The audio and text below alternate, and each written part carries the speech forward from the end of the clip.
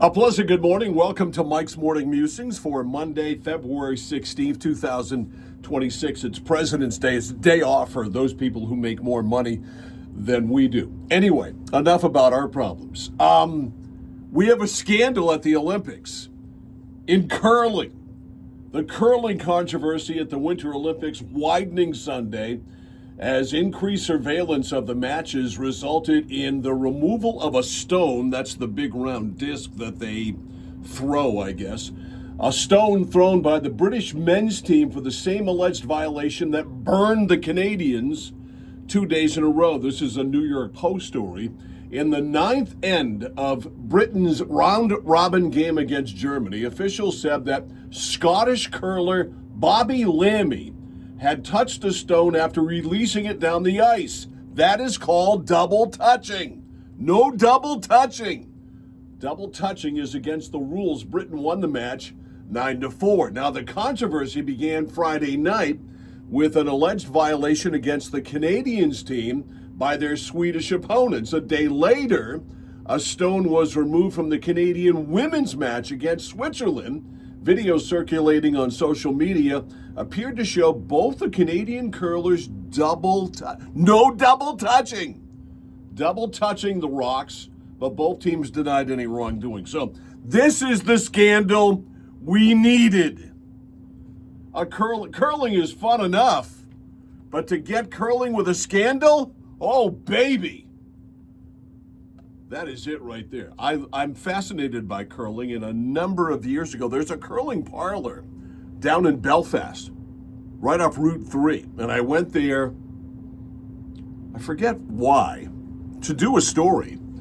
And it was, I was fascinated by it. Very, very cool. It's, as many people have said, it's like shuffleboarding on ice, shuffleboard on ice. And if you've spent any time in Florida with your parents, which I did back in the day, you learn shuffleboard and what that was all about. Now, what the weird thing is now is I'm the same age now as I was back then when I went down to my parents' place in Florida and played shuffleboard. And we thought it was pretty cool. I was like 20-something. We thought, oh, this is what we'll do when we get old.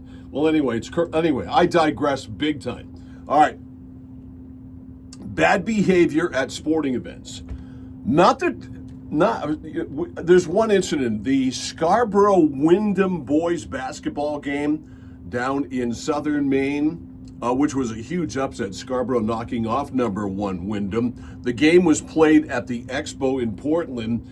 Maine basketball rankings, I want to give them credit, which is a great place to follow high school basketball, had a post Saturday.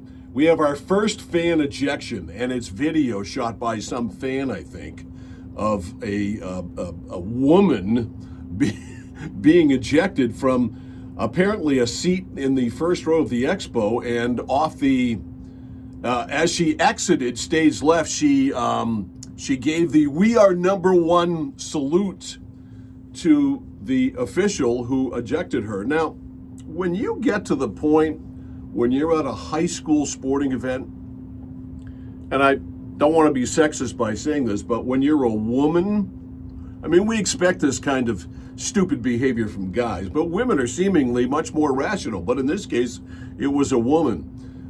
When you get ejected from a high school sporting event and you flip the bird on the way out, you've admitted your guilt right then and there. And not that there's a lot of this going on, but I have to tell you, most every basketball game and hockey game that I do, I'm sitting in the stands amongst the fans. They're right there. And so we can hear everything that goes on. I hear a lot of stuff, that's for sure. Now, it may not be worthy of being ejected from a game, but the best, and this has been going on for decades. There's unruly parents, fans all over the place.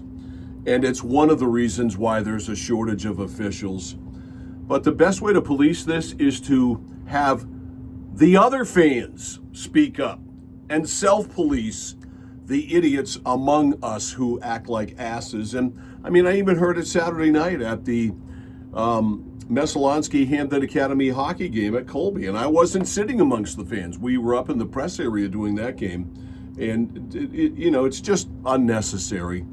And fans need to stop it. Parents need to stop it. And again, the best way to police it is to have people police their peers in the stands.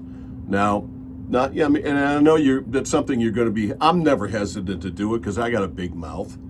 But I pick my spots with my big mouth, like right here on Mike's Morning Musings. But anyway, unruly behavior. It is one of the reasons why we have a major shortage of officials in a lot of sports, but basketball too, and hockey. I mean, we had hockey officials at the game Saturday night that had come down from Presque Isle. They had done a game in Presque Isle earlier in the day on Saturday, and they actually moved the game to 7:30 so that the officials would have time to get there. Can you imagine doing a full hockey game, getting in the car, driving all the way from Presque Isle to Waterville? Then, talk about being tired. Anyway, behave yourself if you go to a sporting event. That's my message today on Mike's Morning Musings. I'll see you tomorrow.